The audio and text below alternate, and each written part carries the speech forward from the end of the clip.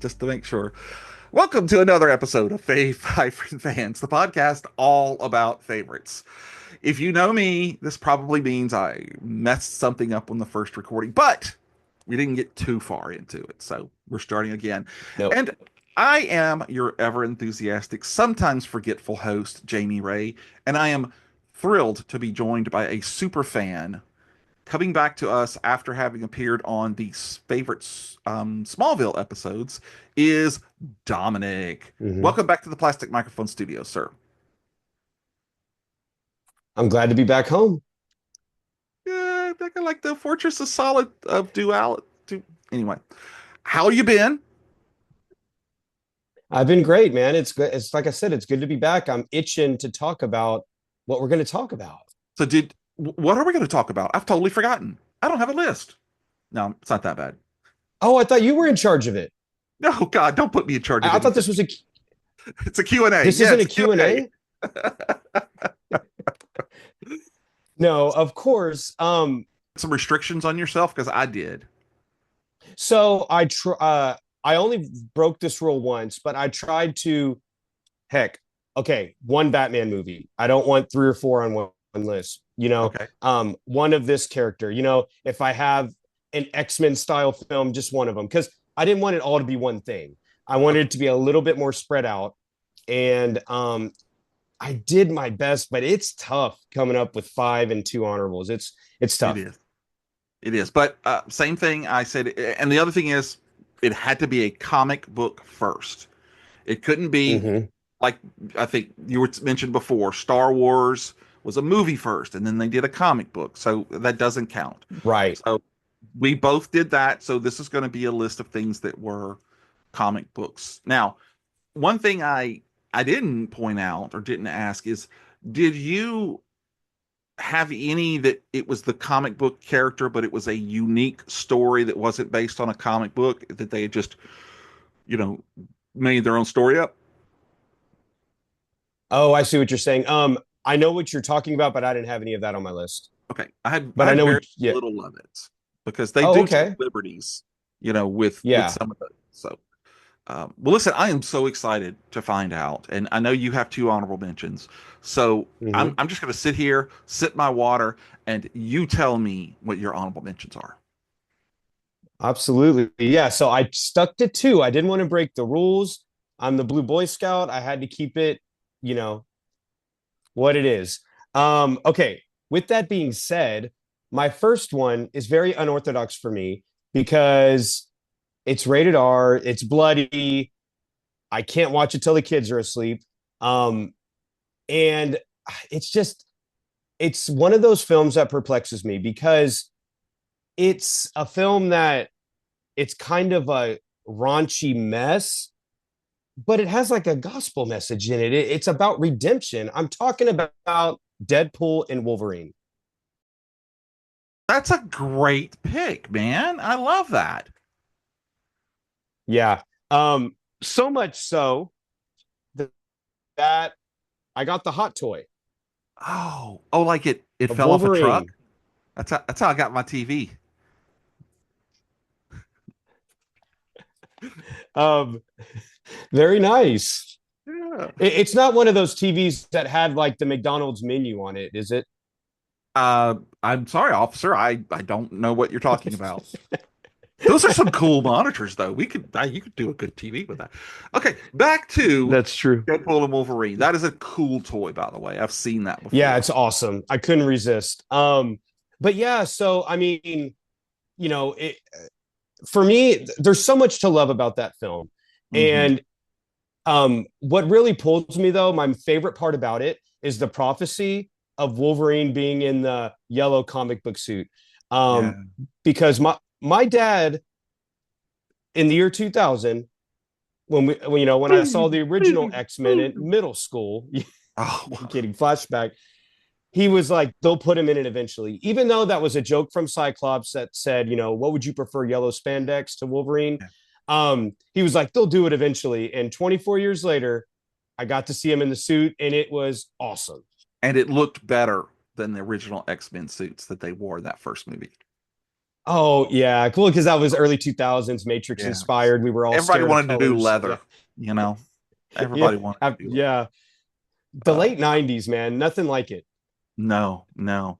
I will Um, say, not to derail you, but I will say that mhm, Wolverine in X2, when he's taking mhm, on the strikers team that comes onto the campus to start taking the kids, and he's wearing the mhm. wife beater and the jeans, and he's got the belt buckle with the American Indian logo on the front. That I was swear, awesome. that was so awesome. It was like it stepped off a comic book page onto the screen. And until this movie came out, Uh-huh.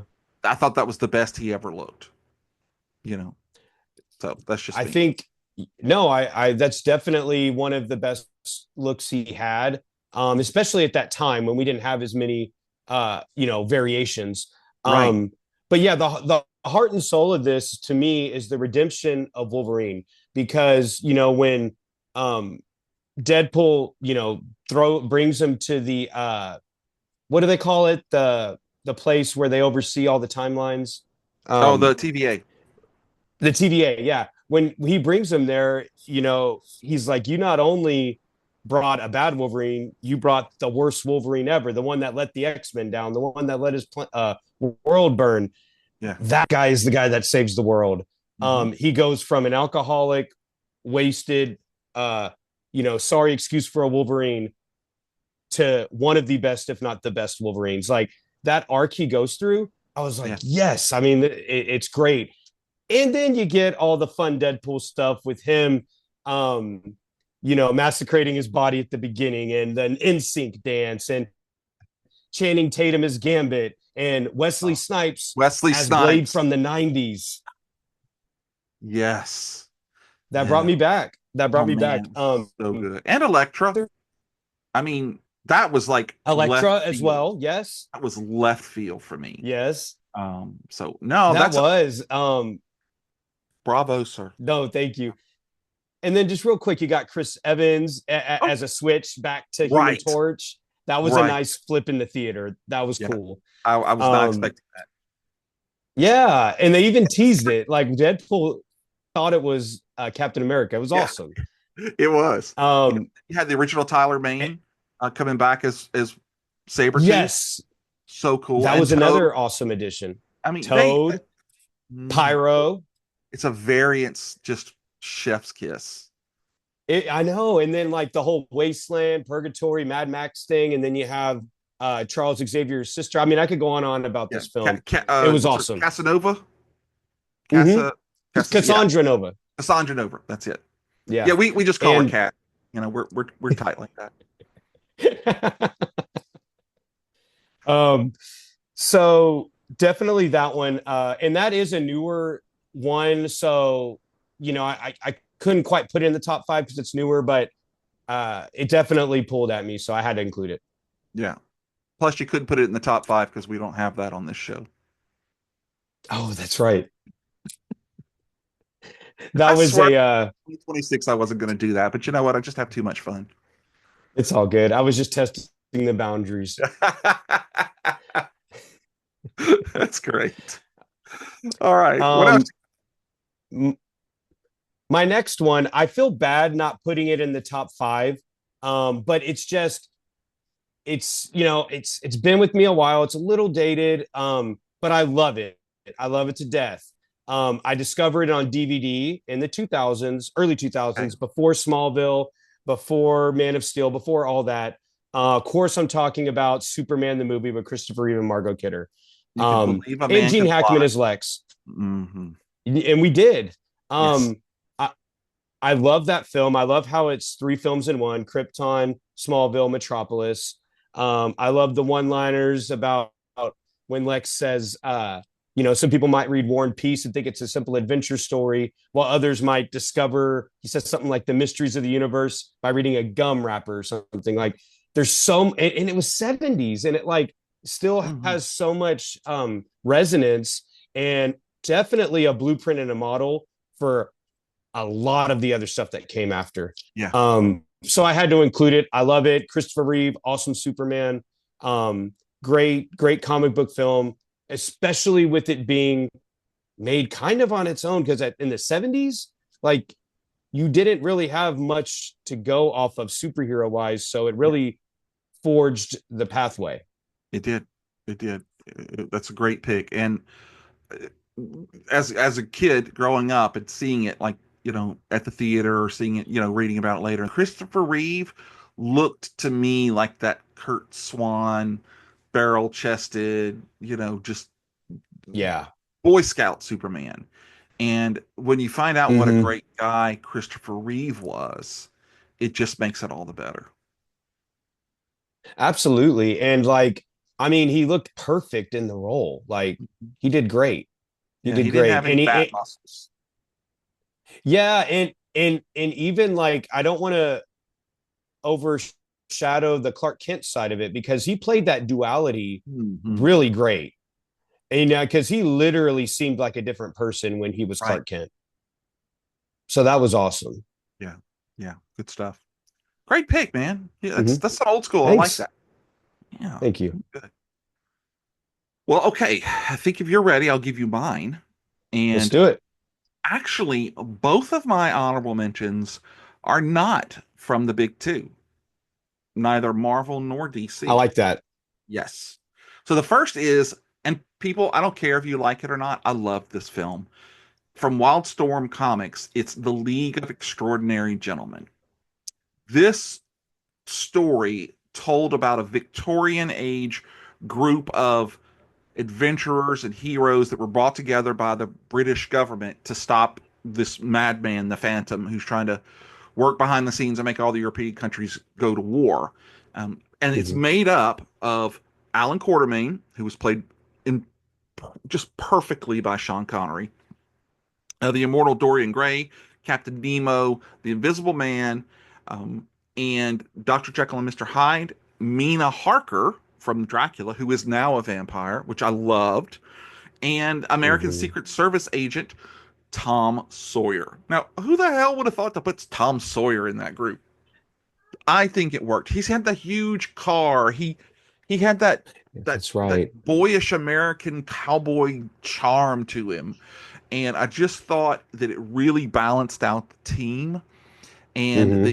yeah, some stuff maybe didn't make sense, or maybe there were some plot holes, but I don't care. I had a big bucket of popcorn and I ate it through the entire movie because I loved it. I will That's also awesome. say that this is one comic book that I am glad that they didn't make a sequel to, because I don't know if you've read them. The first graphic novel miniseries, whatever you want to call it, was amazing. The second one, Mm-hmm. I think, goes to like the 60s, and it was meh. And the third Yeah. one, which was more present day, just I didn't even finish reading it. It was something about those Mm. turn of the century, just literary characters, pulling them from all of their own, works and putting them together in the same universe. Alan Moore he did a fantastic job. Awesome. Now, you've seen it? I yes, I have seen the film. And I'm glad that you brought it up because I don't own it and I love physical media. So after this, I'm gonna go look for the Blu-ray You and can find it on find it Amazon in, or something. Because yeah, it's always in bins. It- I don't care yeah, though. I well, love it. I got my copy. well, no, and I liked it at the time. I remember it. I thought Sean Connery was awesome in it, and I liked the duality of Dr. Jekyll, Mr. Hyde, like that part Yes, of it when he would physically change too. and stuff. Mm-hmm. And it was Yeah. practical. Mhm. Um, I like the idea of them collecting like this like Avengers team, as you will, of like Yeah. English literary characters. Like that's up my alley. I that's very cool. That's some of the stuff that I do love about it. But yeah, I need to revisit it because I haven't seen it in years. What was it like 2001, 2002, somewhere in there, right? For some reason I didn't put the dates this time. I usually do I that. But yeah, I think it was I early I 2000s. would They weren't wearing all leather, yeah, so it must not have been 1999. But yeah, no kidding. yeah, Um but no, I liked it. 2003. I yeah, just looked it look up. at you. Yeah, look at you. Yeah. Oh, So no, I want to go back and revisit it. you should. Let me know what you think after a And second it's viewing. kind of like, yeah, I'll go back. I like it. Awesome pick. Cool. So my other honorable mention, I'm going to go ahead and tell you it is from IDW Publishing. And I don't know if that helps you, but it's 30 Hmm. Days of Night from Stephen Niles and Ben Templesmith. Okay. Um, I loved this comic book when it came out. The story is amazing. The art that Ben Templesmith did is just perfect for vampires. And if you've never seen this movie or read the comic, I tell you to go and find it. It's all about the residents of a town called Barra, Alaska. And as you may or may not know, Hmm. because of its placement, certain areas of the world will go dark for 30 days, 29 days, 31 days, whatever it is. And so this is one of those towns, and it's in the middle of winter, and weird stuff starts happening. Like the power goes out. Fine. Now all the generators are destroyed. All of the cell phones have been stolen and put into a pit and burned. And basically what you find out is that a group of vampires have basically descended on the town for a month-long smorgasbord of the residents of Oh, Barrow. wow. And it is such a great story, so compelling because you've got the sheriff who was played by God, what was his name? He was in anyway, somebody else will know it.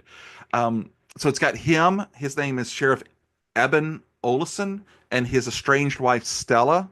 They're both stuck there, even Hmm. though one of them was supposed to be gone.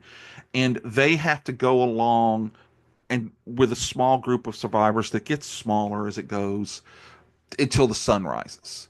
And I'm not going to spoil the Oh, ending cool. because it's great. So you've not seen it? No, you're giving me homework. Yeah, okay. But definitely if you like horror, you should check it out. It's a fun, well-crafted movie and I just enjoyed the hell out of it. And then if you liked it, go find the Okay. comics because there are a crap ton of comics out there. So, I'm definitely going to check it out. Nelson will be proud of me if I check it out too. yeah. Yeah, and then you know what? We could do a complete disarray where you check out the movie and read the comics and then we just sit there and talk about it. Awesome. All right. That's a great Okay, idea. we have the honorable mentions out of the way. What is your number five favorite? All right. Now we're getting into the top five. Okay, The that's the third top. All right, oh I'm just that's going to cost you. That's 50 cents now. I'm sorry, 75 cents. So just watch it. oh Just watch it. man. Okay. It my favorite. Um, this is one I saw when I was in high school. Okay. A movie theater experience in high school. It was a big comic book film at a time where they were just starting to come out of the woodwork. It is a Marvel film, but Oh, it okay. this is years before the MCU was even a thing. I'm gonna have to go with the original Spider-Man film with Tobey Maguire and Kirsten Dunst. Yeah, Dunst. yeah, that's a great pick. Um, That first one, awesome. yeah, awesome. And like I said, especially at the time because we had the '90s Batman movies, we had Superman, we had Blade, we had the first X-Men, and as far as like top tier, that was it. Um, and then this came along, and I remember being excited about it. I feel like this is how it was when Superman the movie came out because it was the first real big screen appearance of Spider-Man. It was, when special effects were really getting into their groove, and it was perfect time for me because I was in high school and I loved every minute of it. This is a well-structured film, So well structured. akin to Superman. Yeah, and I mean, my wife was even rewatching it with me a while back, and she goes, this one is so logical. Like, you know, he would like try to be a wrestler first, and he Hmm. would have to witness something before it led to him becoming spy. Like the steps it takes, the origin of this is very logical. And Tobey Maguire did the great nerdy like 1960s feel, even though it's early 2000s. Um, Obviously Sam Raimi, which had So a more good. of a horror background. Hmm. And who I knew from directing Darkman. Oh, okay. And you could see some of that influence here because Yes. Darkman did the thing like zooming in on the eye and all that, and him on like on structures and stuff. But I thought it was a great blend. Someone with the horror background doing a superhero movie gave it a little bit of a different feel while still delivering the goods. Yeah. William Defoe, like, do I even need to go into that? Right. Like, born to play Green Goblin. Um, the Uncle Ben, that was great. Um, and when I was watching it for the first time, the rooftop scene where Green Goblin gasses Spider-Man and has that conversation on the roof with him, like, you went the way of the hero, I went the way of the villain. And he tries to get him over to his side. I Yeah. remember watching it in the theater, being like, right, like Yeah. a physical actor playing it. Um, I loved it. The itsy bitsy spider bits that William Defoe says, and making him do the sadistic choice where he has to, is he going to do save MJ or save the children, and he manages to pull off both. Right. And this was right after 9/11, so it was like a time where we're trying to come together and we need something heroic to see the best of us. It was awesome. Yeah. Yeah. And you know the story about the movie poster having to be changed, right? And Yeah, I the remember trailer. that trailer, the first Yeah. one. I'm glad you Yeah. brought that up. Yeah, they I had to remember redo that some too. stuff there. And obviously we Um, have different backgrounds. So when you say that movie to mhm. you felt like what Superman must have felt, um, I would have to, I don't want to say disagree with you, except that the fact when Superman came out, there was really nothing that compared to it. It's like the only thing we Mm, saw were the old serials and bad knockoff versions of like the Incredible Hulk movies with Thor as the Norse god and not the comic book character. So when you saw right. Superman and the money that they put into it and the actors, not just the actors, but their common incredible talent, that even an 8-year-old could go, wow, that's pretty damn awesome. But I will definitely agree that it was for the generation when it came out like a whole new thing, Hmm. because I mean up to that point all you had was the Right. I love the Nicholas Hammond TV series about Spider-Man, but and comics, I mean cartoons and stuff. But yeah, when he came on the Right. screen, yeah, and you can't talk about that movie without talking about when Peter catches all of the fruit on the tray. Practical And that effects. was, It himself. yes, and that was practical. I'm glad you brought that up. Yeah, yeah, Very that's an cool. amazing stunt. Yeah. So no, I think that's a great choice. I can really Thank you. dig it. Yeah. Yeah. Thanks. Yeah. Okay, well, Well, my number five is gonna make everybody groan, but if you know me, you know I love this movie, and it has to make my favorites list. I'm talking about Ghost Rider, Spirit of Vengeance. Not even the first one. interesting pick. Okay, and if you don't know about the movie, it's set in Eastern Europe, and it Hmm. follows Johnny Blaze slash the Ghost Rider as he's approached to protect a young boy named Danny and his mother, literally from the devil. And so, if you know anything about this, Johnny Hmm. sold his soul to the devil so that his dad wouldn't die from the wreck, and his dad dies from cancer, Hmm. and or vice versa. I'm sorry, yeah, vice versa. And so now he's Hmm. basically like the Incredible Hulk, roaming just the wasteland of what Earth is, and trying to find his own redemption. Why do I love this movie so much? I watch this movie on the reg, like 2 or 3 times a year, probably. First off, and I say this every time, Wow. it's because Nicolas Cage was his Nicolas Cageiest of any movie he's ever been in. And the way he plays the character in this film is so different than in the first one. The first one was so well polished, and Eva Longoria and all of Mm. that stuff. It made for a different feel. Was it cool? Heck yeah, it was cool. I mean, going up the side of a building and coming back down, all of that was great. But in the second one, the number one thing that caught me right away was the way that the flames were making the jacket bubble from the heat. Mm. Okay, just a little thing, but man, it added so much to it. And then with the penance stare, and when he would, and it just like he didn't even move his neck; it just went from looking here to looking here. And the way that Mm. he could. Now, my other favorite thing of all time is when he turns into that huge earth excavator and turns it into like the hell cycle. It's it's Oh, that nuts. okay. It's crazy, but I love the film. And so that's why it's on my favorites. See, that's why I like having these conversations because now you got me going back. Now I want to go back and revisit it. Um, I love talking about different comic book films because I saw it. I remember, the first one, I remember seeing that one a lot because that came out, Oh, that was still kind of a big one. Nicolas Cage is awesome. right. Um, But for reserved. that role. He's Yeah, reserved. yeah, more reserved in the second one, yeah. Um, but I want to go back and watch it now. You this is Okay. awesome. Okay.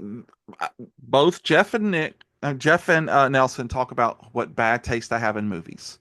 So I'm going to put a spoiler, I mean, a caveat here and say, if so far you only watch one movie from my list, it needs to be 30 Days a Night.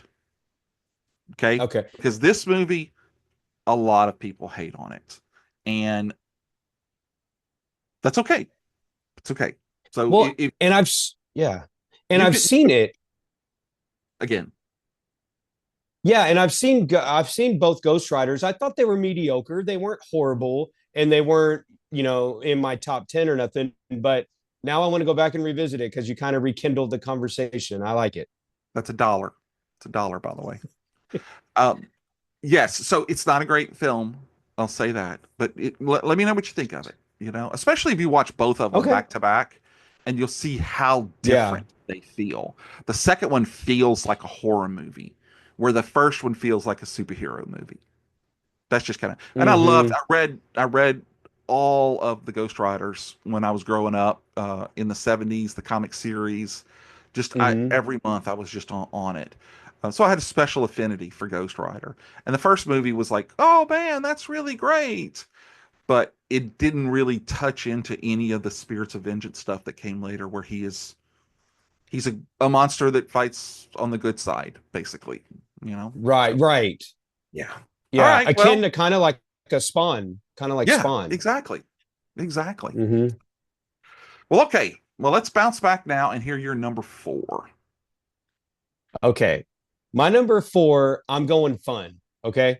Okay. Um, I had to include a movie from this trilogy because this is it's just a fun one. Okay. All right. It's within the MCU, but it's kind of an offshoot. It doesn't follow a lot of the rules of the other ones. Um, it had me laughing in the theater. It had me appreciating the effects. It was a fun ride. And I saw it with a friend who has now passed away. And this Oh, is actually from opening night, oh, yeah. Guardians of the Galaxy, Volume 2. That's awesome. Great Yeah, film. it's such I, a I fun thought you were going to go to movie. Ant-Man. I don't know why. Just the way you were talking about Oh, it. I thought you were going to go to Ant-Man, but that's a yeah, great because film. yeah, again, that one kind of fits that description as well. But um, I mean, there's so much to love in this movie. I love how it starts. They do the in medias res thing where they're in the middle of something. I love movies that start like that. They're in the middle of Mhm. fighting that giant alien, risking their life, flying around while Baby Groot is, doing a musical. Yeah. It was awesome. It's the perfect mix of cute with sci-fi. It was awesome. And I'm going to argue, I love Mandalorian and Baby Yoda, but Uh-huh. this was first. Baby Groot Yeah. was first, so that's definitely, I think, a formula that they started here.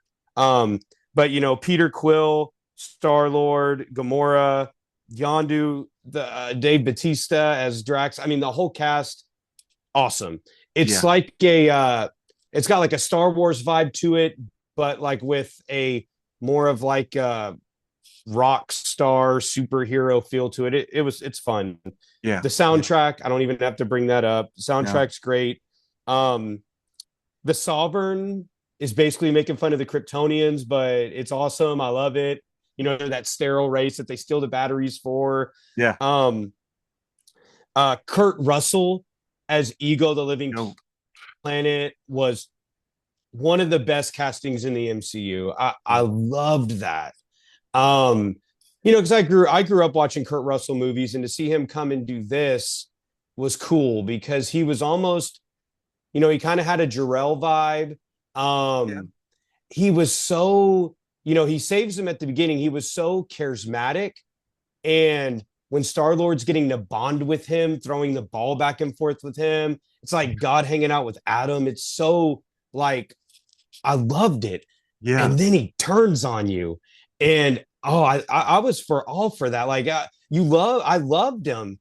And then you're like, what? You know, you find out he put the cancer in the mom, and Star Lord's really just one of many when the sisters find the skulls under the Yeah. So much. it was awesome. I Yeah. loved it.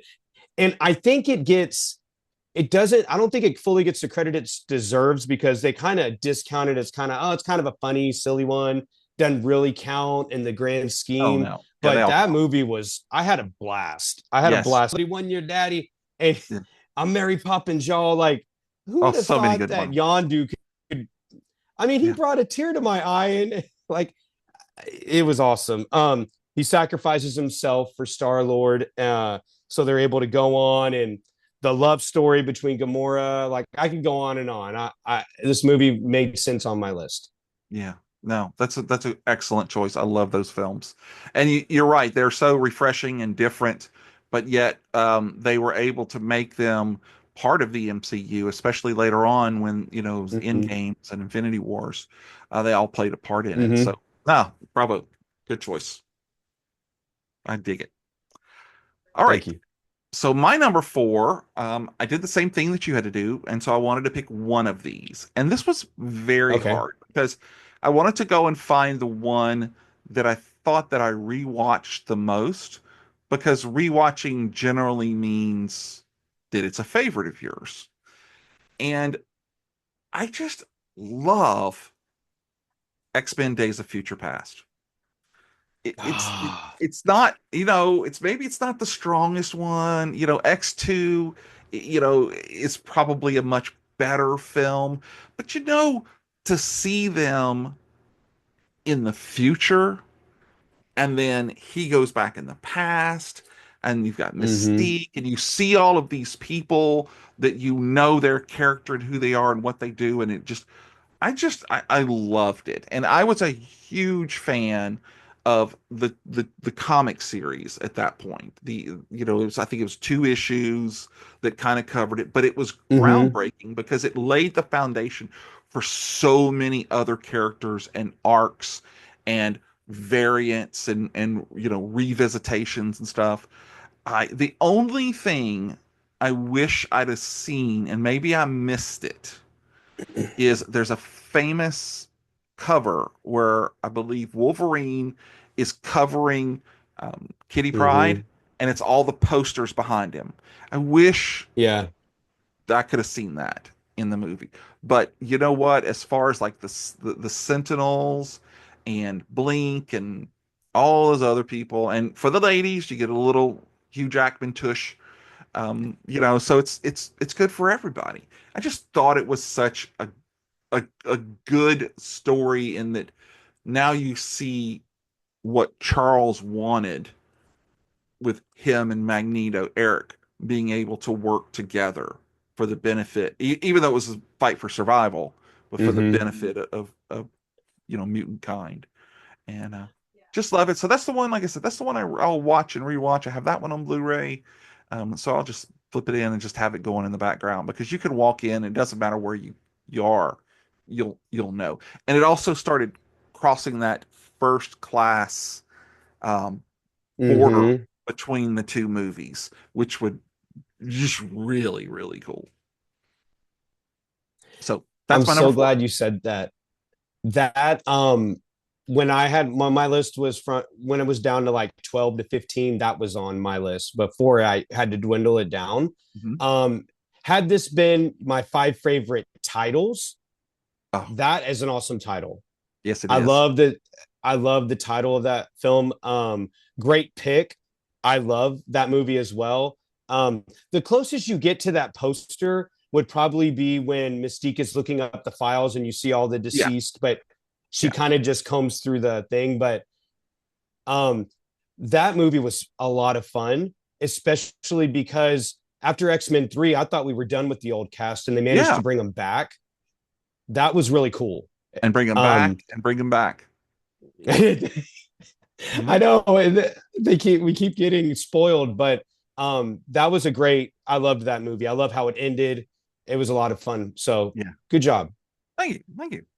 All right. Well, let's hear what your number three is. My number three. Okay. This movie was a big deal for me in 2008. Um, I was around, I think I was around 18-ish, kind of, in the midst of college. And when I saw this movie, I was like, oh, wow. Okay. So, like, I don't have to be embarrassed about comic book films. Like, this one is legitimate. Like, I could show this movie to somebody that's not a superhero guy and they could be like, oh, it's good. Yeah. Um, I'm talking about the film that is the foundation for the entire MCU. I'm talking about Iron Man with Robert Downey Jr. Okay. That Had to that's be on the not list. that's not the right one though. The Incredible Hulk was the movie that laid the foundation for the MCU. So, Well, the yeah, first one was Iron Man, though. no, I mean, you can say officially that was the first one, but you've got Stan Lee in it, you've got the Hulk, you've got General Ross, you got General Talbert. Um, all of those Uh people were huh. in that movie first. So, I mean, I'm not going to argue with you. It's your Mm. pick. I just don't want you giving all the, false information out to all of my people. I'm just kidding. I have this argument with people all the time. They're like, "Oh man, that was the greatest movie in the MCU." No, it wasn't. Was it the first one? No, no. Incredible Hulk was. I'll die on that hill. But anyway, let's talk about Iron Man. So, okay, so Robert Downey Jr. Like, I mean, perfect casting, man. Like, he literally was a playboy that rose to the top. And, when I was growing up in the 90s, yeah, they're like, he was bottom of the barrel, drugs, all that stuff. And, I don't want to bring up his bad. The only reason I'm bringing up his bad stuff is because it led to him skyrocketing and he became an Iron Man in real life with this Right, Iron Man film. Like, this film is about a bad dude that becomes a great guy and doesn't lose his arrogance, but walks away from just caring about himself to caring about the people around him and his blueprint, his impact on the world. right. He's an arms dealer making money, day drinking, living his best life. But then when he's captured Supermodels. by, yeah, all the things, right?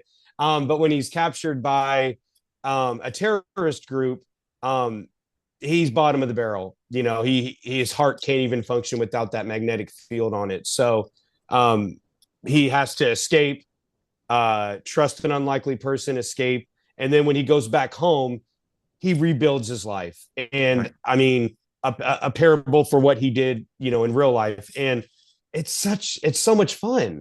Like him tinkering in his garage, trying to figure out like how to build his suit and crashing it and just being a guy playing around with his technology. Yeah. And just Toys. I would love just to hang out with them and yeah, just hanging out.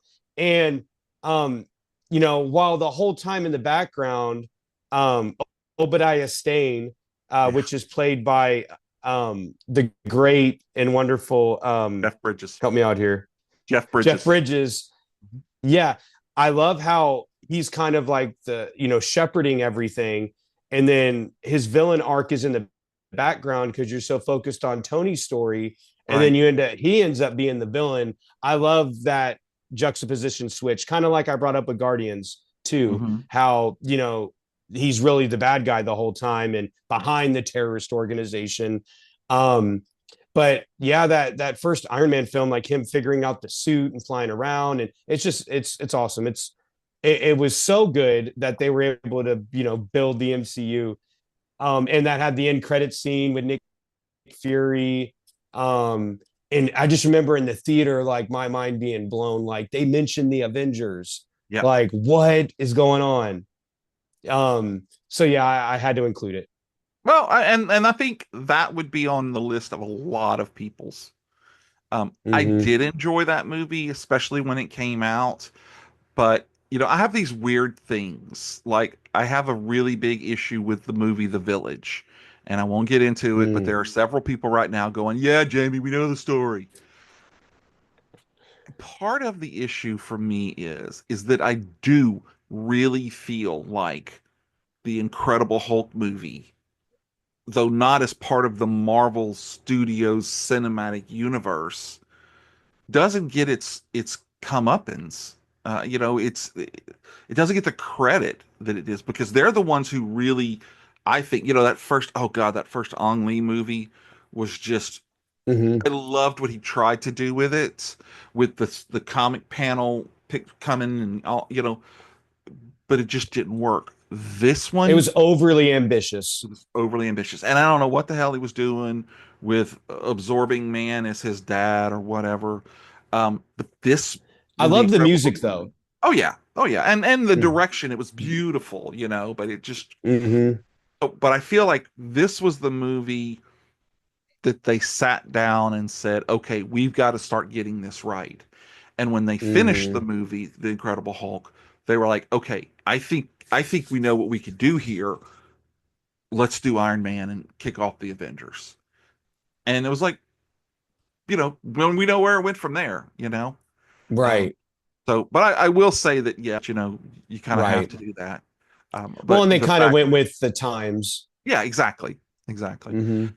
So, and then with the whole Obadiah Stane thing later on, it was, like I said, it was a great, great adaptation of that comic into a comic book movie. So, Yeah. again, And bravo, sir. thank you. And I'll meet you in the middle and find some common ground with you. And I will agree with you that The Incredible Hulk is underrated. Like it is a better movie than people give it credit for. Unfortunately, I think it gets a little bit forgotten because they end up recasting Edward Norton and things Yeah, like that. But I do agree Incredible Hulk is a good movie and I do think it's underrated. yeah. And especially when you look back today, okay, and you go back to that movie. So you have the leader who shows up as a main villain in She-Hulk. Mm-hmm. You've got the Abomination, who was Mm-hmm. created in that movie. He's all over the place. Yeah, he You've comes got up in a lot General of spots. Ross. Yeah, you've got Mm-hmm. General, Ross, who ended up being such an important character that they died, and they even replace him with a new with Yeah. with Harrison Ford. There's just so many elements that they laid in that movie that they've pulled later on from. And of course, it's also got one of my Mm-hmm. favorite Stan Lee cameos where he goes to drink the bottle and it's got the Hulk drop in it. And I just love the way it cuts away. It's just amazing. But well, That's I a good appreciate one. you meeting me in the middle, even though I was right. Yeah. Yeah. And you and you made me think of in Guardians 2, Stan Lee has the one where he's talking to the Watchers. And I Right. think that's my favorite one, but the Incredible Oh, Hulk is a really? good one too. It's not my Hmm. favorite of all of his appearances, but it's a really, really good one. It's a Um, good one, yeah. I think, oddly enough, one of my absolute favorites is from Captain Marvel when he's Oh, sitting on a okay. bus and he's reading the Oh, Mallrats yes. strips on his Yes. way to go do it. And I was just like, oh, shit, what a pull. I mean, you're That's a pulling from good a one. movie that's not even in the MCU. You're pulling from View Askew universe into this Uh-huh. universe. And it's like, God, that was scary. So that was Stanley, not Stanley being someone. He was playing himself. So it's just brilliant. It's just brilliant. I mean, Kevin Smith had to be beside himself. Oh my God. What an That's so awesome that they did that. I'm Exactly. glad you brought that up. Yeah, I it's a forgot huge about that. That was honor. cool. So Well, you're good. on your number 4, right? No, I'm on my number three. Yep, Okay. yep. Because So 4 was in four fact was Incredible Days of Hulk. Future Past, Oh, and then that's right. That's right. yeah. So then this is my number three, which we've already brought Okay. up the character, but I am going to tell you that my number three is Blade, the first Blade. Oh. Okay. Why is it the first Blade? First of all, I'm going to be the very first person to say, what the hell was that ending? Okay. I get it. Like a blood monster, and you cut him and it comes back on. And okay, yes. Yes, yes, yes, it was a bad ending. Okay. Everything up to that point was fantastic. The opening scene with Tracy Lords, and they go into the rave, and it's literally, you find out they're in a slaughterhouse, and it rains blood, and just that whole Very scene. creative. God, very creative. And then when they get into the circular pit and he's fighting them all, and he takes his little batarang thing and throws it, and it goes around slicing them and coming, all of that was just amazing. And then they go back and they tell you his origin in a way that you're Mm-hmm. like, oh yeah, his mom died then, he's been on his own and all that stuff. You know, you're not dead. Well, she is dead, but you know. And then Yeah, Whistler, that was a big twist. yes, Awesome. Whistler was oh, awesome. so awesome. Chris Christopherson just did an amazing job. And I Mm-hmm. just thought it was a really, really great film. I thought the second one was good as well. And I Mm-hmm. even like the third one. But that first one, it just, again, it had that horror feel to it more than a Mm-hmm. superhero. And the fact that the vampires, the Steven Dorff vampire group, were smart enough to use sunscreen, and when they pull Mm-hmm. the vampire's teeth out and he burns up in this, it's just, man, there was so many great things. And when you look at when Wesley Snipes came onto the screen versus what Blade looked Mm-hmm. like in the 70s. I don't know if you've ever seen those pictures, but man, that was a hideous, like, black exploitation look to him. I mean, he had these weird goggle glass things, and he had the leather and all that Mm-hmm. stuff, but not the good leather, not the 1990s X2 leather. But just, I mean, it was perfect, you know. And the scenes when he's fighting with the sword, again, obviously I could go on and on about this movie. I just loved so much about it, except for the end. And speaking of deep diving into the the special edition credits and stuff like that, if you ever go and watch, Mm-hmm. there's actually an alternate ending where Deacon Frost, I think it's Deacon Frost. Yeah, literally Mm-hmm. You're right. becomes a monster made out of. He's the blood god, so he doesn't even Like, what was have his a name? Like human shape. La Mag. Yeah, I don't even remember. La It's like Magma La pipe, Mag, La Mag something Piper. like I don't that. know, but it was so. And of course, they didn't spend all the money because they abandoned it. But like the Mm-hmm. CGI, is just just it's one of those instances where it could have been much worse. Okay, I was waiting for you to say that because I know exactly what you're talking about. Okay. The ending would have been way worse with it just being that cyclone of blood. Um, Yes.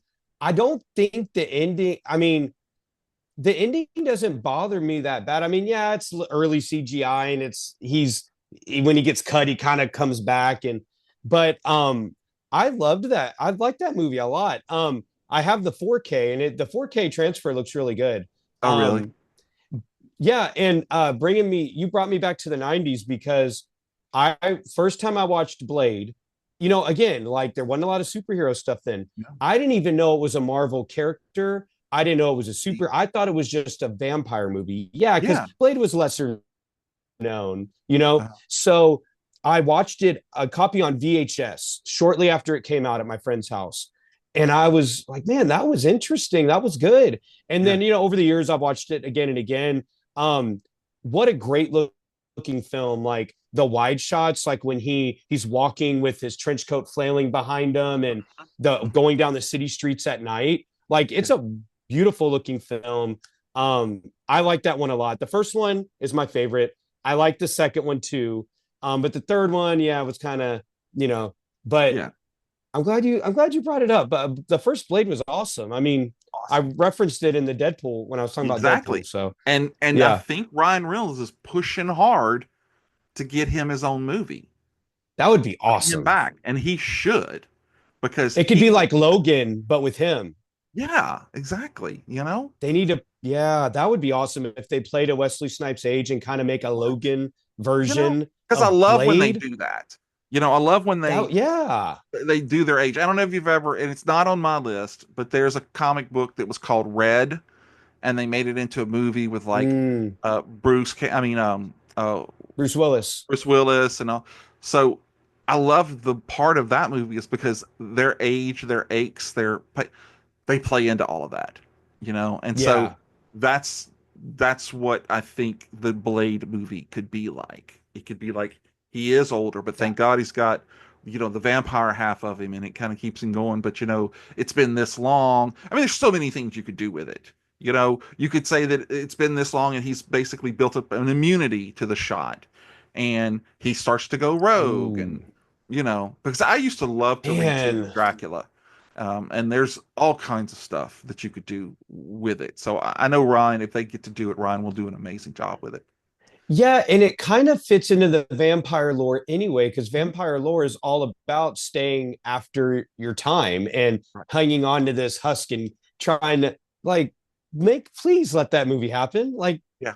oh, I would so love that. Well, Ron Reynolds is a huge fan of the show. He watches it and listens to it every week. So I'm sure he's going to hear us and say he's going to get right on that. Yeah, let's make it happen. Make it happen. So you know what we need to make happen is your number two. My number two. Okay. This film was another one that when I saw it in the theater, I was like, oh, because my dad's passed away since I mentioned him earlier. But when I saw this movie in 2008, I'm like, this is what he's talking about. This is like a superhero movie that you can really dive into. It's kind of somewhat overrated because it was such a good film, but that film flipped a semi truck, and I've seen it copied a half a dozen times since Yeah. then. I'm talking about the film that gave Heath Ledger an Oscar after he passed away. I'm talking about The Dark Knight. Yeah. It had to be on the list. Like that, the interrogation scene alone is one of them down. Yeah. You don't even know Batman's in the room. Um, oh, that was such an awesome I film, love the magic trick. especially when it came out. Yeah, the magic trick's my Yeah, favorite part of that movie. Yeah. yeah, Yeah. and that's Spawn, Yeah. the So, actor that played Spawn. So oh yeah, yeah. Michael J. Michael J. White. White. Yeah, Uh yeah. huh. So I have to tell you, and I've never had this conversation before, so it's kind of those movies are great. I Uh love huh. those movies. They're a lot of fun and everything. I just never really got into the rewatchability of them. Mm, Um, and I just, again, I know how good they were, but it just, some of the things took me out of it, like sure. Liam Neeson being Ra's al Ghul.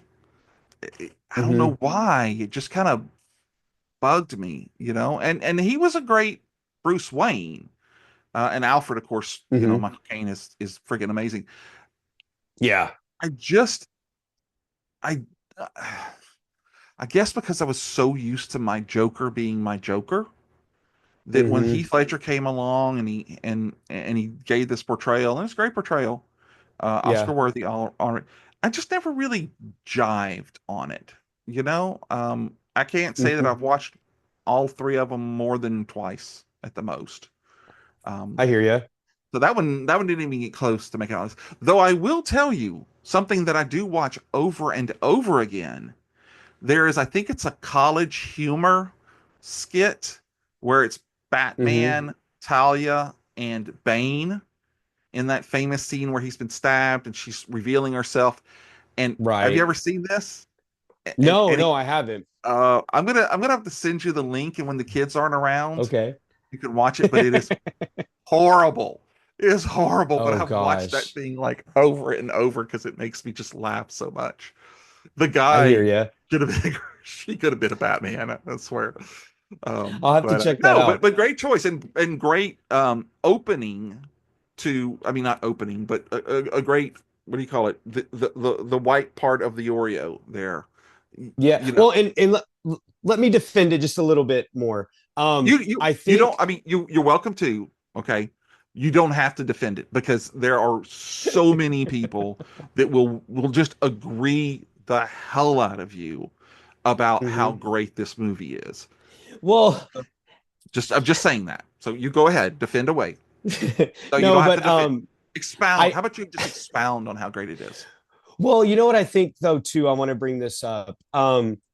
With the generation now, the 15 to 18 to the 20 something year old kids now, they gush about the Batman with Robert Pattinson. Okay. Yeah, I've seen that movie twice. It wasn't bad. I liked the right. realism of it. All that was cool, but it just didn't connect with me. Um, and the kids today, a lot of them are There's all on kids that. today, and they're Robert Pattinson Batman. Well, and yeah, they sound like their own Batman villain, right? But the Christian Bale stuff is almost it's not we still see it as big, but the kids growing up now, it's not topic of conversation. Like they're all about the Pattinson one, Yeah. and that might be kind of how you feel about Bale, like because um, I don't connect with the Pattinson. It's good, but I don't connect with it like Yeah. this Christian Bale one. I think the reason why I was at the right age because I was just at the age where I wasn't a kid anymore, but I was looking for something deeper. Like all the Batman movies, all the Batman movies I had were those campy 90s ones, and I love them, but I wanted for years, I wanted like a realistic take on Batman because hello, he's like the one that could kind of exist. Right. Like No I superpowers. wanted His that, superpowers being a and billionaire. those movies, yeah, and those movies gave me that. Hmm. And to be fair, the third one is my least favorite. That's not as good. The first one, I felt like it was a good start, but that second one, that The Dark Knight, has my two favorite Batman villains in it, Yeah. and the whole like when he's on the building and he captures the banker and brings him back, like, and that being a lot of that being practical, Yeah. and the whole bat pod thing through the streets, and um when he's going through the different streets and all that, like that being a practical thing, like um it was just a fun ride, Yeah. but yeah, sorry, I've That's rambled okay. on, but I will say though that the when the Joker makes him choose between Harvey and the female character, mm, I thought that was really good. And the way mm-hmm. that the actor who played Harvey Dent, I Aaron thought, Eckhart. yeah, I thought he did an amazing job afterwards. And yeah, Mm-hmm. the effects were CGI, on his face and stuff, but it looked so painful that you could imagine that someone's mind would literally snap. And and while we're on the subject, I will say Uh-huh. that in the Batman with Pattinson, that whole interrogation scene with the Riddler, and then you find out that he actually is setting up things, and Batman like figures it out. Mm-hmm. I thought that was really, really great scene. But unlike you, I didn't Yeah, connect with it I can either. agree. I connected with Yeah. Michael. Oh, I love Michael Keaton. If we were just talking favorite Batmans, I might have to go Keaton, then Bale. The Joker's having, we're destined to do this forever. Like, it's really a shame because I know just listening to Christopher Nolan, he would have brought Ledger back Yeah. had he not unfortunately passed away. But the Joker wins. because Batman kills Harvey and Right. he had to break his one rule. Like, so it's got layers to it, you know? Yeah. So that, yeah. Yeah. It's an onion.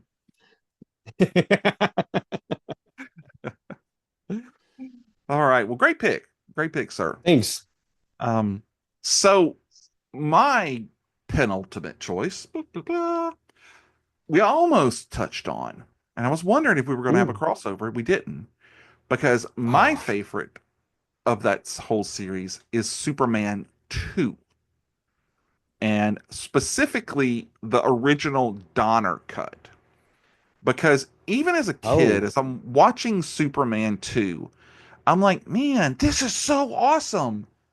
Man, what the hell is going on here? Oh my God, did you see that? Why are they still doing that stupid stuff? And it wasn't until later that I found out what had actually happened. And so I was so excited to get the Donner cut. And I got it actually on HD DVD because I went with HD when they both came out. But Oh, anyway, wow. put it in, and Hmm. it was glorious. You know, I mean, it would have been so awesome to see that movie the way it was supposed to be in the theaters. And I think one of the things that I Hmm. love so much about it is because it has some of the kookiest, well, no, 3 and 4, but it has some kooky moments in it. Like when he pulls off his S emblem and it throws and becomes, what the heck is that? You know?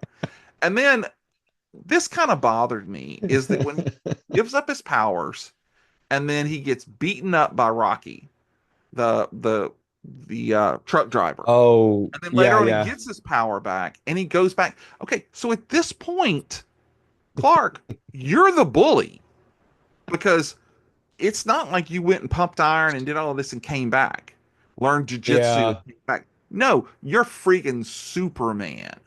And you could have basically broken every bone in this guy's body. And it was also silly the way he did it. Hmm. Okay. And I'm going to sit here and say all of those things, but yet still tell you it is my favorite Superman movie. And it's my Wow. ultimate choice because all of those things are outshone by the three Kryptonians, storming the small Hmm. Texas town, and Lex, you know, getting in with them and going to the president, to the White House, and taking it over, and Hmm. all of those, the fight scene in Metropolis. I mean, they're throwing buses at each other, and it's like, Yeah. holy crap, this was so good. So anyway, as they say, My that's all I got to say about that. What Forrest do you Gump, think? right? Yep, Forrest Gump. Uh, uh, I I was gonna echo that. I do like the Richard Donner cut. Zod is scarier in that one. Like Yes. he's not as goofy. Like when he's shooting that gun in the White House, it's chilling. Yeah. Um, and my favorite two scenes in the Donner cut is I like when Lois is figuring out he's Superman and she starts drawing the suit on the Yeah. paper. Like that was so cool. So cool. And Yeah. then obviously Marlon Brando being in it was awesome. Yeah. Um, and it kind of connected the two films, but the ending messes it up for me because he does the thing again. Yeah. So that yeah, it's like yeah, I could see why it's your favorite because it's like highs, highs, highs, and then it's got some lows, lows, lows. But Yeah. Yeah. um, But I think the Donner cut equals brings up some of those bads to kind of make it a mm-hmm, much more, you know, palatable movie for someone else. Though again, 100% understand that it's a generational thing because if you look at it mm-hmm, now and you see them fighting in Metropolis and throwing the buses, you can see that it's not really what we're used to now. But then, oh mm-hmm. dude, it was on, you know? And That's all I could awesome. think about was when Batman in 89 came out was, oh my God, all three of them now could be in a movie together with Wonder Woman, with Linda Carter. That yeah, God, now they're doing it in comics, which is that would really be awesome. cool. And Hmm. in the Batman, I think they call it Batman 90 or something, because Billy D. Williams was Harvey Dent in the first Batman movie, Oh, Batman he 89. becomes, Yeah, yeah, he becomes Two-Face in the comic books. It's that's really cool. just I started reading it, but I haven't finished it. But I want to keep reading that and check that out. That's cool. you should definitely also check out the Superman 78s. Um, they're really good, and the artist, oh crap, he's gonna kill me because I'm forgetting his name, Gavin. But anyway, he's from this area. He really captures their looks, the actors as those Nice. characters, and it's really great story. The first one I read was called Behind Behind the Lead Curtain or something like that, and basically Hmm.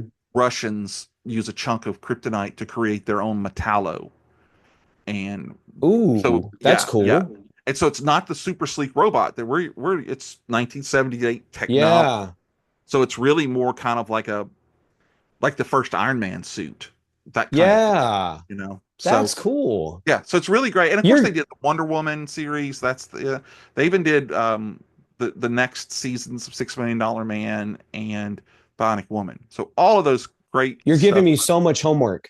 Children of the 70s, man. I'm telling you.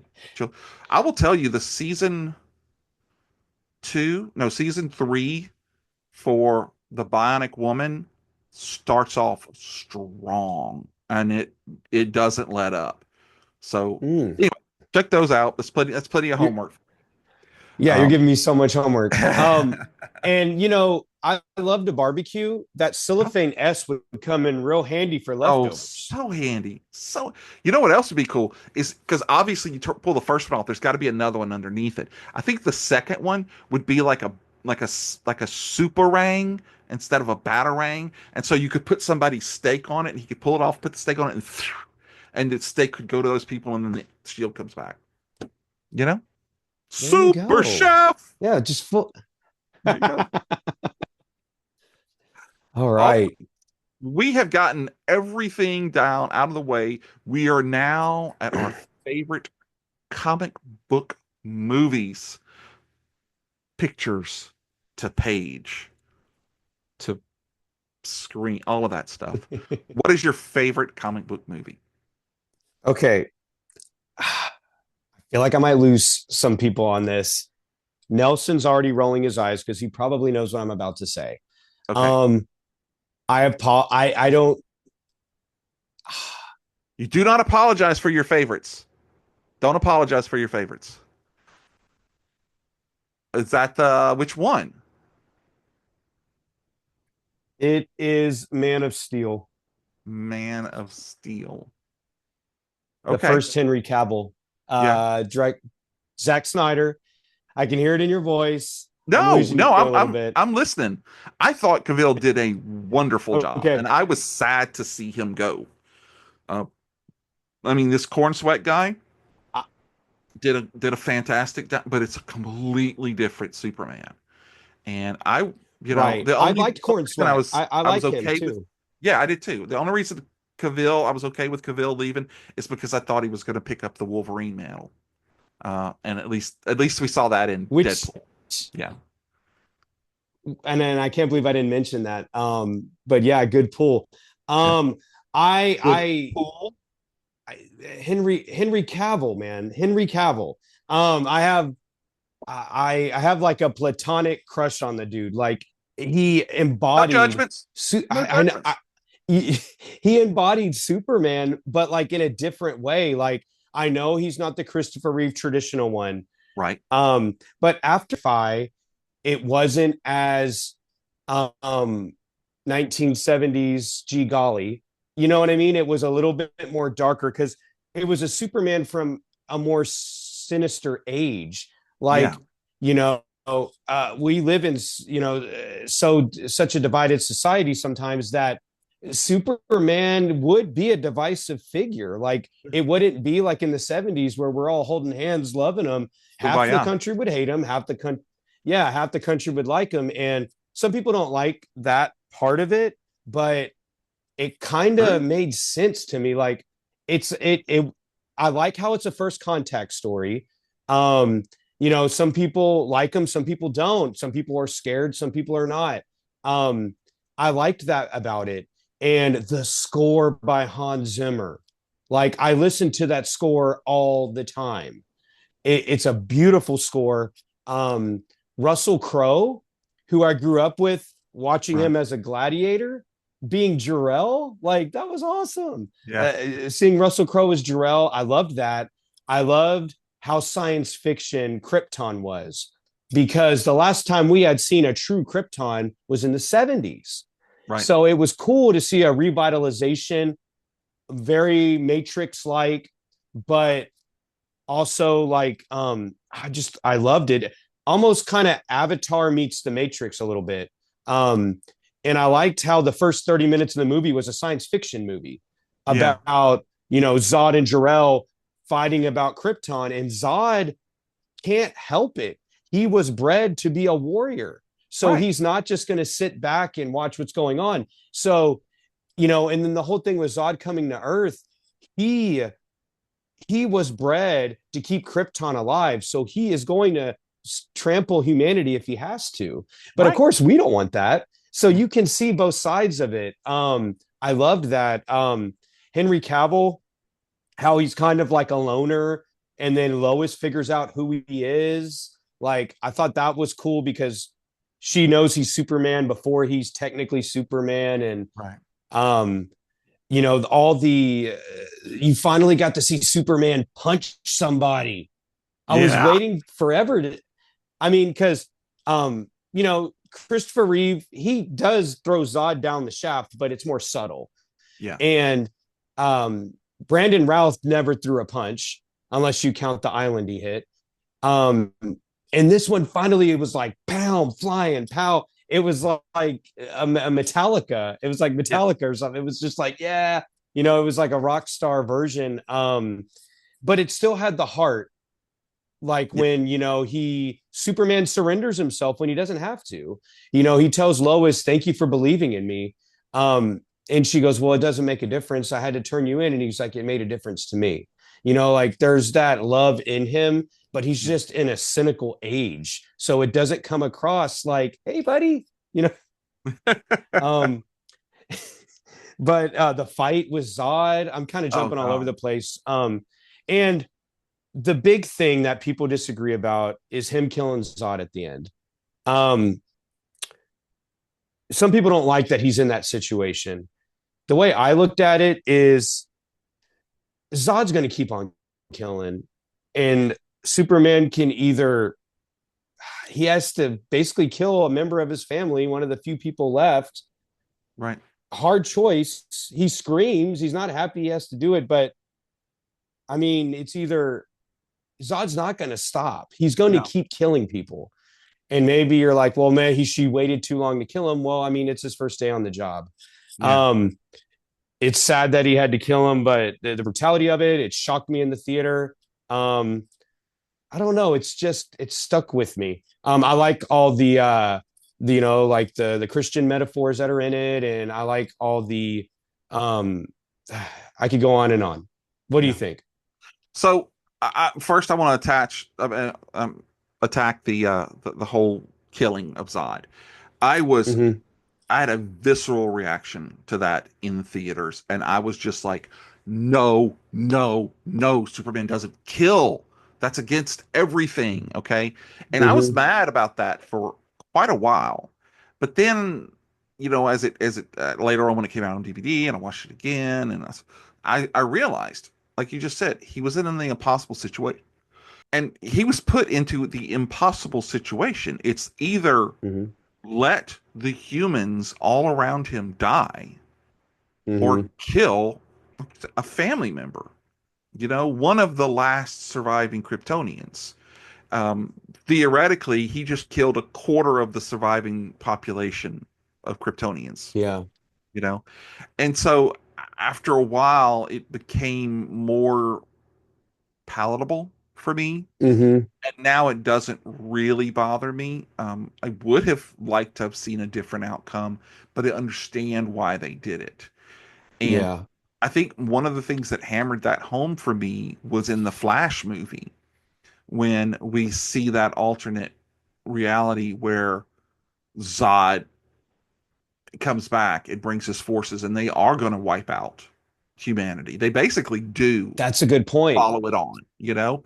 So when that movie came out and I saw that, and it's like everything Batman and Superwoman and all of that didn't mean anything. The Kryptonians would still win and they would still wipe out the humans. Then I was like, okay, yeah, yeah, I'm okay with that now. But it did take me a while, you know? And I loved Yeah. seeing the three of them in the Flash movie because it was just so much fun. And I also loved the fact that it was Superwoman versus, Superman or Crypto or whatever. I thought that was a really great. And Hmm. I know I'm getting off on the Flash movie, but I thought that was You're good. You're really good. really cool. But no, I'm totally with you. I think that's a great choice, very strong choice, and I applaud you. And Nelson, you got a problem with him? Come at me. Come at me.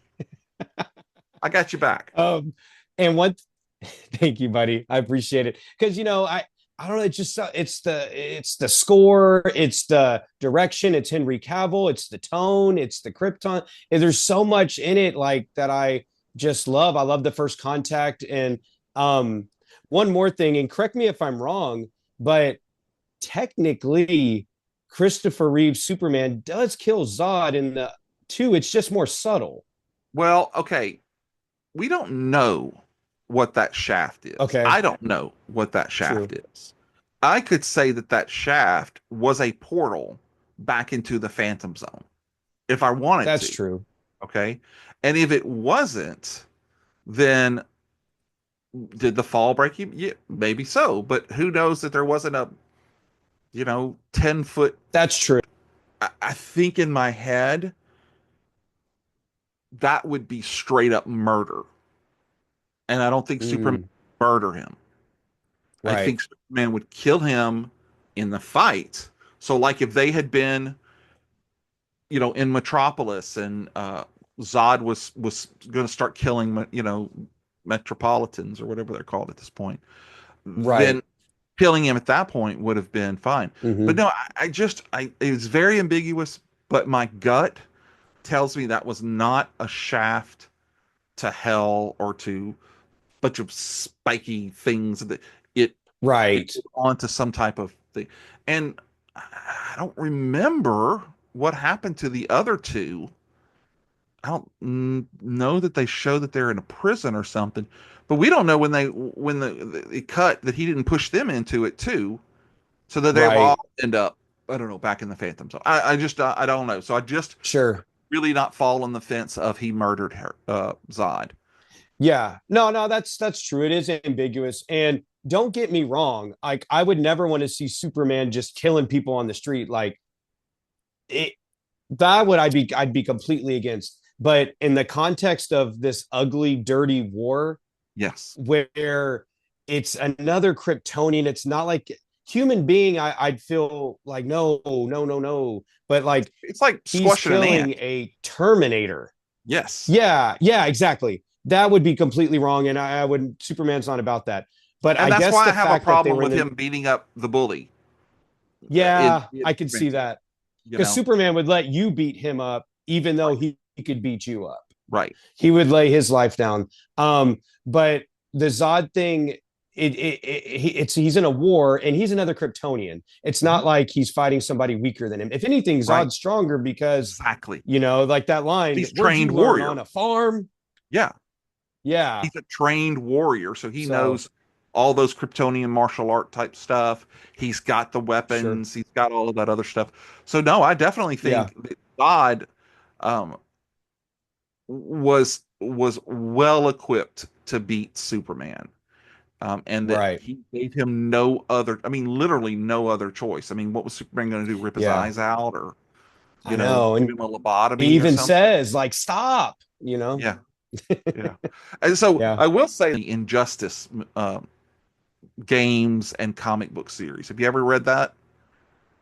Oh, I know of it, but I have not Okay. read through it. So do you know what happens?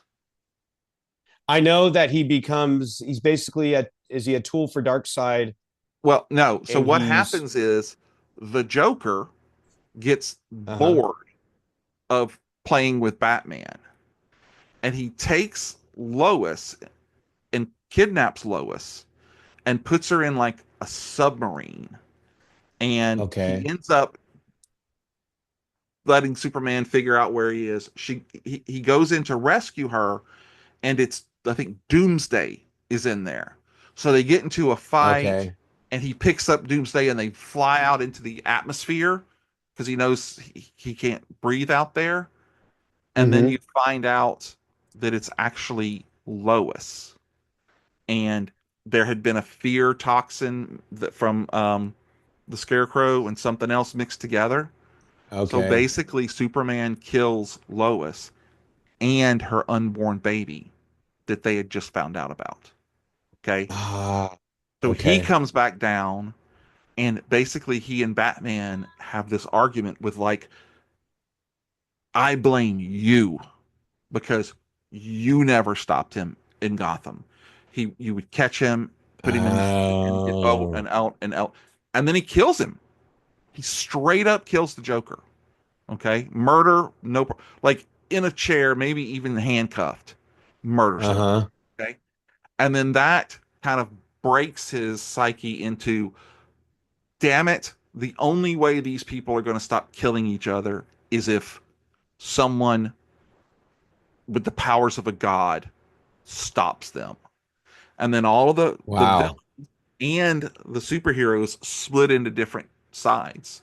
Some that follow Superman, and some that are like, no, this just isn't right. This isn't what we do. And it goes on for quite a while. So it's really a great Wow. series. Okay. Yeah. Because, I've heard of it, and I know it's a game, and like there's a lot of media attached to it. yes. A lot of my knowledge comes from the earlier stuff, but I'll definitely check that out. And I know Zack Snyder was kind of into that, especially Yeah. when he got into the later ones. Right. Yeah. Um, well, cool. Thank you. Thanks for Yeah, of sharing course. that knowledge. Just put that on your list of homework. Um, Yeah.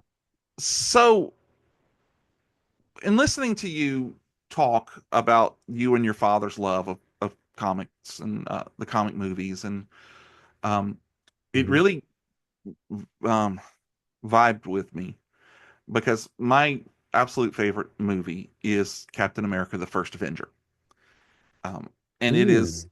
one of the reasons is because it is not a great superhero movie.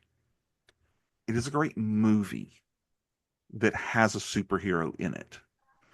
And I make that distinction because you look at it, and it's not necessarily about the fact that he's a guy with superhero powers. Hmm. It's because he's a good, decent, red-blooded American that only wants to do good, and he ends up getting the ability to help him do that. And so I also lost my father. Um, and Mm. he got, after this movie was discussed and started to be released, he was very sick with chemo, and we Oh. talked about how cool this movie was going to be because you had all the World War II stuff, and you don't had all of these things, and we had plans that I was going to take him to go see it, and Mm. he didn't make it. He was a couple of months shy of when it came out, but every time I watch that movie, I get and this is whatever, I get the feeling that he's sitting there watching it with me That's because awesome. yeah, it is a great movie. I mean, he gets the girl and then loses her because he has to save an entire friggin' city, you know? Hmm. And she basically never recovers from that loss. Now we know later on, Mm. he gets that part because, like, you look at Agent Carter, and you could tell there's nobody else in her life ever going to be as good as Steve Rogers was. And Yeah. so one of the that's one of the many reasons. Um, there are so many great actors and characters and nods and Easter eggs. I grew up worshiping Captain Mm-hmm. America. I read those comics over and over and over again. And when they go into Erston's laboratory and they have to go through like the bookstore with the old lady, that is like panel for panel Mm-hmm. exactly what my childhood remembers watching. And then, when That's he's cool. yeah, when he's chasing the Nazi after he shoots Erston and he has to pull the door off and it's got the shield logo of his first shield Uh-huh. in it, the one that he ends up That's getting cool. later on. Yeah, all of these things I was literally just, and I know drive my wife crazy. Oh, that the fact that he had flesh colored foot boots so that he could run on the streets and look barefoot is just amazing to me you Oh, know I didn't know they were flesh-colored Yes, boots. yes. Wow. They were like slip-on boots so that he could run barefoot through the concrete. Wow. And one of the greatest things about that whole movie is when he steps out of the pod and Peggy comes up to him and she like touches his chest. That's not scripted. She was just like, "Holy Oh, crap, that really? guy's jacked." Yeah. I mean, she was supposed to go like, "Ooh," but she said it just felt like she had to touch it, and I'm like, yeah, okay, I'm pretty secure in my masculinity, but I got you, sister. I'm right there with you, you know. But just so many things. Stanley Tucci, as Mm-hmm. Erskine, all of the time when he was at the army base as a scrawny kid Mm-hmm. trying, just everything was just perfect. And the movies afterwards, we know what an amazing hero he becomes, how important he is, how Mm-hmm. worthy he is, to lift Milnor and all of those things. But that first movie just to me cemented everything that was in my childhood. I had those little books that were paperback book size, but they were the comics shrunk down. And so I would read Uh-huh. those until the pages were coming out, and I would like run tape so that they would stay together. So to That's finally see awesome. that up, yeah, it just, so that's going to be my absolute favorite movie of all time, which is funny because like it's I got it so much later in my life, where a lot of these Mm-hmm. other ones were when I was younger, maybe, or there, and this one was just, it was just the realization, the culmination of all of those things from my childhood coming onto to the screen in such a way that was just perfect. I don't know of anything in that movie that I can say I didn't like. I just I don't. Even Bucky, even the way Bucky went down was amazing, Yeah. So Awesome. Like everything from the way you're describing it, how you loved it as a kid, and the stuff with your dad. Thanks for sharing that. That's awesome and heartfelt. And on top of that, it is a great movie as well. And I love that about it. Like, and even when Stanley Tucci dies and he just points like that at his chest, yeah. like good man, like Hard. don't lose that. That gives me goosebumps just remembering Mhm. back to that scene. Great pick. It is a great movie. Great pick, man. Well, thank you. I appreciate it. That's why it's my favorite. So wow, we have really, I can't believe we didn't have one crossover. That was, I mean, Superman and Superman Yeah, 2 were because on the about as close Smallville as we one we got. did. Uh-huh. Oh yeah, we had good ones on Yeah. Small. That was a great conversation. As a matter of Mm-hmm. fact, if you're watching this show right now and you haven't seen it, go and find our Smallville episodes favorites, because that is a great discussion. This guy, this guy knows his Superman Smallville stuff. And one thing we should say too is that Tom Welling as Clark Kent on the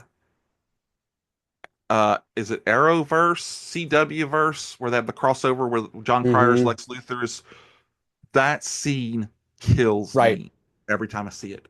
That is just like so freaking awesome. I would love to That's see. a I great love to scene. see Brandon Routh in the Superman um, Kingdom Come Superman outfit. That was cool. Mm-hmm. But I would have That is loved to cool. see Tom Welling in like the future Justice League Superman, the uniform, the black and the white. There could have been so many good things with that. But anyway, Yeah. well, I thank you. You did an amazing job. Uh, Always, you do your research, you bring it, and you've got great a smoke jacket club that once you get to 9 episodes, you get your own smoking jacket. So that's two. Oh, So yeah. start That's keeping count. awesome. Well, folks, that It's like my concludes the count. Infinity Gauntlet. It's like your Infinity Gauntlet, but it's a smoking Mm-hmm. jacket. It's velvet and it's got the little lines on it, and it's Jay Hall already has his. I'm just saying. I can't wait. My Yeah. wife will love it. Hmm. Well, folks, that concludes the countdown of our favorite comic book based movies. And I want to thank you again for taking the time to do it, and to thank you for tuning in to Faith Five from Fans. We know that you have a choice in podcasts, and we appreciate that you choose this one. If it resonated with you, please do me a favor and click, like, subscribe, all of those things that helps our algorithm grow. And it's all free stuff that you can do too. Go and write a review right now and say how super this episode was. You can find us on YouTube. You can find us on Spotify. You can find us on Apple Podcasts, all of those places. You can also find us across social media, on X, on Instagram, and even on Blue Sky. Hey, Seth. So come and find us. Have these. Tell us what superhero movie we didn't put. What comic book movie should have been in? Would Road to Perdition supposed to be on there and we didn't do it? How about A History of Violence? Both great films. Didn't make the list. Would they make yours? Yeah. Let us know. So thanks for being a part of the Plastic Microphone Studios family. And speaking of which, head on over to X and Instagram at PM Studios Pod to explore more content from all of our people like Average Home Theater Reviews, Sequel House, Red Dog Terrain, Complete Disarray with Jamie Ray, uh, and our new show, which should be coming out in January. It's a special horror related show that I'll be doing with a familiar Ooh. face. So look out for that. And don't forget, folks, new episodes come out every Friday. And if you want to see it, Stop lying to them. Every Friday. Every Friday. well, I mean, generally every Friday. Just shut up. Ugh. So be sure to subscribe and follow us so that you can catch all of the episodes, whether they come out on Friday or sometimes on Saturday, and every once in a while it's a Sunday. And remember, folks, it may not be the best, it may not be the most popular, but if it's your favorite, that's good enough for us. Thanks so much for joining us. Super Dominic, take us out. It's about the conversation, not the destination. I like that. I'm gonna have to get that on I'm gonna get that as a tattoo right here. Right here. And I just kind of thought of that off the cuff too. That's amazing. You really should go into this. So, you've got a career. Bye Thank now. you.